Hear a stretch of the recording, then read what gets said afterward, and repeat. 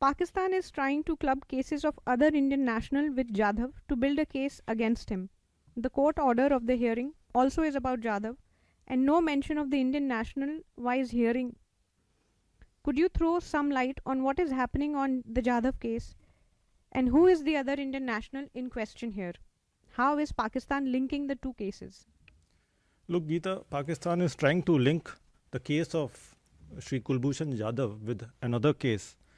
And to give you a background, in a routine consular practice, Mr. Shahnawaz Noon, who was selected to represent our High Commission to appear in this case for the release and repatriation of an Indian prisoner by the name of Mr. Muhammad Ismail, who has completed his sentence but continues to be in jail in Pakistan. So Mr. Shahnawaz Noon was selected to represent in the case of Mr. Muhammad Ismail.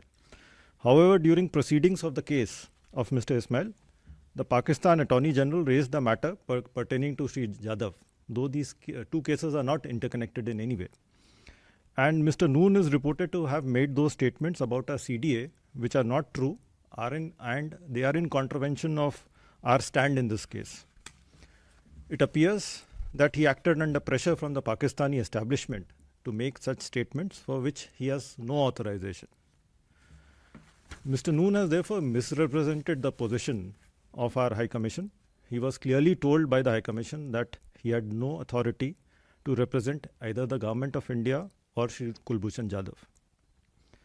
And our mission in Islamabad has written to Mr. Noon reiterating that he has no authority to represent Mr. Jadhav and has no basis to suggest that the Indian CDA would appear in the court.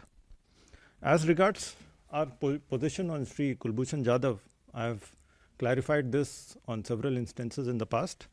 Pakistan has failed to respond on core issues pertaining to the case, including provision of all relevant documents, providing unimpeded, unhindered and unconditional consular access to Sri Jadhav. And this is required to form a basis for an effective review and reconsideration of the case as ordered by the ICJ.